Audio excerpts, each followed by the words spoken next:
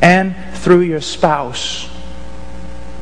You can learn, you can fellowship, and you can even be corrected through your spouse. Now, a lot of you women are just saying, I like that. I'm good at that. Well, there's about 3 hours of teaching, dear sister, on how you're supposed to do that. But let me just run down through a few of them, because I don't want to leave your husband to the sharks. Okay? 1, she must foremost rely upon the quality of her life and not argumentation. Not the tongue. Not nagging. Not instructing and directing and talking down as though he were her little boy. Although sometimes he may act like it. That comes from 1 Peter 3:1. In the same way, you wives, be submissive to your own husbands, so that even if any of them are disobedient to the word, they may be won without a word by the behavior of their wives. Doesn't the Holy Spirit know women? He knows that what they're going to go for is the tongue. They are. They're just better at it than we are. And they back a man against a wall until he does something really foolish. He says, no, with your life. Secondly, she must not sharply rebuke him, but appeal to him. This is a principle found in authority in 1 Timothy 5:1, where young men are not to sharply rebuke an older man, but appeal to him as father. Secondly, she must demonstrate reverence and respect. Ephesians 5:33, the wife must see to it that she respects her husband. Also, she must demonstrate a submissiveness, a genuine submissiveness. 1 Peter 3:5, for in this way in former times the holy women also who hoped in God used to adorn themselves, being submissive to their own husbands. And finally, she must demonstrate a gentle and quiet spirit. 1 Peter 3:4, but let it be the hidden person of the heart with the imperishable quality of a gentle and quiet spirit, which is precious in the sight of God. You say, well, my husband will never change if I do what you just said.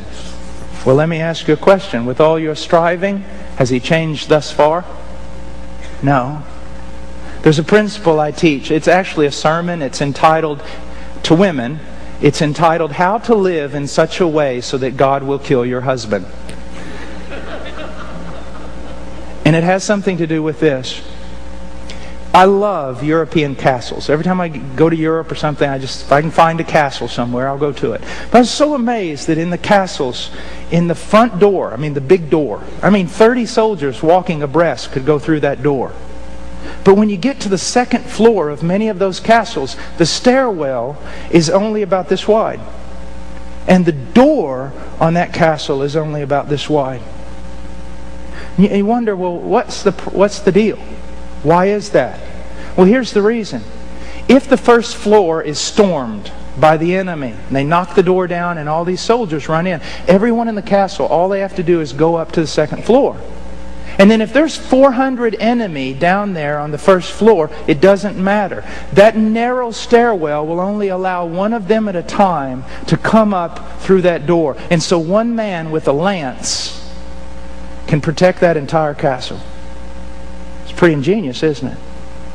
Well, dear sister, you have your husband run up to the second floor. You have stormed the gates, and you've run him up to the second floor. And he is quite an intelligent man, so he ran quite quickly. And he's up there in that one little door, in that one little stairwell with that lance, and he's defending everything you can throw at him. And the whole time you're fighting against him with the tongue, with accusations, with attitudes. You're fighting, you're trying to change him, you're trying to get him to see. And all the while you're doing that, you're yelling back at God, why don't you do something? He says, get out of the way. Why don't you do something? Get out of the way. Because only one person's going up that stairwell at a time. Only one person's going to deal with your husband at a time. So if you want to be the one dealing with him, you go right ahead, daughter. Fight to your heart's content. Knock yourself out. But I will not be participating in your battle. Now, if you step aside and do what I tell you to do and give place to the wrath of God, I'll deal with your husband. Now, if you go home tonight and your wife is extremely submissive and loving, you better say your prayers, because you may die before you wake up tomorrow morning.